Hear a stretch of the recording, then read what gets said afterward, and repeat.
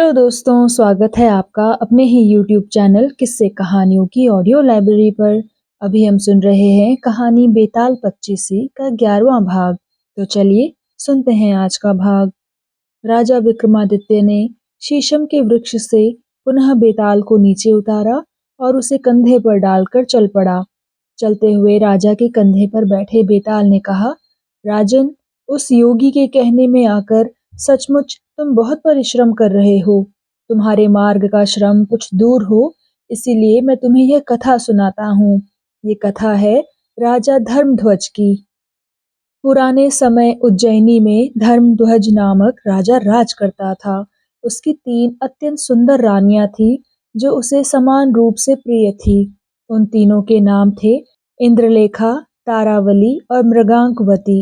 राजा उनके साथ रहकर सुखपूर्वक अपने राज्य का संचालन करता था। एक बार जब बसंत काल का उत्सव आया, तब वह राजा अपनी प्रियाओं के साथ क्रीड़ा करने के लिए उद्यान में गया।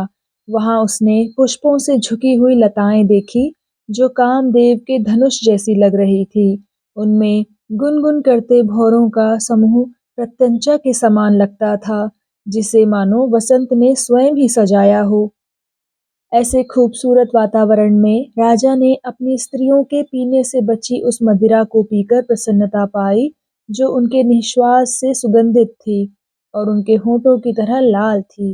राजा ने खेल ही खेल में रानी इंद्रलेखा की चोटी पकड़कर खींची, जिससे उसके कानों पर से कमल का फूल खिसक कर उसकी गोद में आ गिरा। उस फूल के आघात से उस कुलवती रानी की जांघ पर घाव हो गया और वह हाय हाय करती हुई मूर्छित हो गई। यह देखकर राजा और उसके अनुचर घबरा गए। राजा ने जब मंगवाकर रानी के मुंह पर पानी के छींटे मारे तो रानी होश में आई। अनंतर राजा उसे अपने महल में लाया और राज्य वैद्य से उसका उपचार करने को कहा। 2 वैद्य तत्काल ही रानी के उपचार में जुट गए। उस रात इंद्रलेखा की हालत में सुधार देखकर राजा अपनी दूसरी पत्नी तारावली के साथ चंद्रप्रासाद नामक महल में गया। वहां तारावली राजा की गोद में सो गई। उसके वस्त्र खिसक गए थे, जबकि उसके शरीर पर खिड़की की जालियों से होकर चंद्रमा की किरणें पड़ी। किरणों का स्पर्श होते ही रानी तारावली जाग उठी और हाय जल गई कहती हुई अचानक पलंग से उठकर अपने अंग मलने लगी। घबराकर राजा भी उठ बैठा। राजा ने देखा कि तारावली के उस अंग पर सचमुच ही फफोले पड़ गए थे। तारावली ने बताया, स्वामी, खुले शरीर पर पड़ी हुई चंद्रमा की किरणों ने मेरी ये हालत की है।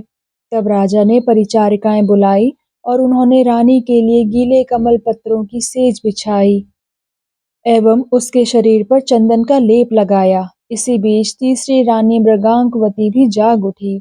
तारावली के कक्ष से आती आवाजें सुनकर उसकी नींद उचट गई थी। राजा के पास जाने की इच्छा से वह अपने कक्ष से निकलकर तारावली के कक्ष की ओर चल पड़ी। अभी वह कुछ ही कदम चली थी कि उसने दूर से किसी के घर धान कूटे जाने की आवाज सुनी। मूसल की आवाज सुनकर वह विकल हो उठी और हाय मरी कहती हुई मार्ग में ही बैठ गई। परिचारिकाओं ने जब रानी की जांच की तो उन्होंने उसकी हथेलियों पर काले गहरे धब्बे देखे। परिचारिकाएं दौड़ती हुई राजा के पास पहुंची और सारा वृत्तांत राजा को बताया। सुनकर राजा भी घबरा गया और तुरंत अपनी रानी की हालत देखने उनके साथ चल पड़ा। रानी के पास पहुंचकर राजा धर्मध्वज ने उससे पूछा, प्रिय, ये क्या हुआ? तो आंखों में आंसू भरकर रानी मृगांकवती ने उसे अपने दोनों हाथ दिखाते हुए कहा, स्वामी, मूसल की आवाज सुनने से मेरे हाथों में यह निशान पड़ गए हैं। तब आश्चर्य और विषाद में पड़े राजा ने उसके हाथों पर दाह का शमन करने वाले चंदन आदि का लेप लगवाया। राजा सोचने लगा, मेरी एक रानी को कमल के गिरने से घाव हो गया, चंद्रमा की किरणों से दूसरी के अंग जल गए और इस तीसरी के हाथों में मूसल का शब्द सुनने से ही ऐसे निशान पड़ गए। हाय, दैवयोग से मेरी इन तीनों ही प्रियाओं का अभिजात्य गुण एक साथ ही दोष का कारण बन गया। राजा ने वह रात बड़ी कठिनाई से काटी। सवेरा होते ही उसने राज्य भर के सभी कुशल वैद्यों और शल्य क्रिया करने वालों को बुलवाया और अपनी रानियों का उपचार करने को कहा। उन वैद्यों और शल्य क्रिया जानने वालों के संयुक्त प्रयास से जब रानियां शीघ्र ही स्वस्थ हो गई, तब राजा निश्चिंत हुआ। यह कथा राजा को सुनाकर उसके कंधे पर बैठे हुए बेताल ने पूछा, राजन, अब तुम यह बतलाओ कि इन तीनों रानियों में सबसे अधिक सुकुमारी कौन सी थी? जानते हुए भी यदि तुम मेरे इस प्रश्न का उत्तर न दोगे, तो तुम पर पहले कहा हुआ शाप पड़ेगा।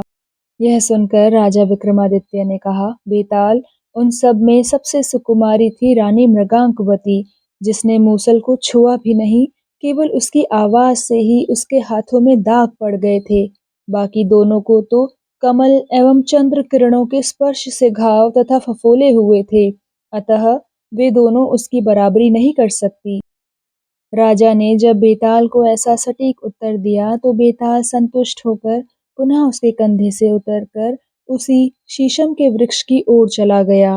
राजा विक्रमादित्य एक बार फिर उसे लाने के लिए उसी दिशा में चल पड़ा। तो दोस्तों, कैसा लगा आपको आज का भाग? कृपया कमेंट सेक्शन में आकर ज़रूर बताइएगा। और अगर आपने अभी तक इस चैनल को सब्सक्राइब नहीं किया है तो कृपया सब्सक्राइब भी ज़रूर कर लीजिएगा। मैं मिलती हूँ आपसे इसी कहानी के अगले भाग के साथ। तब तक के लिए धन्यवाद।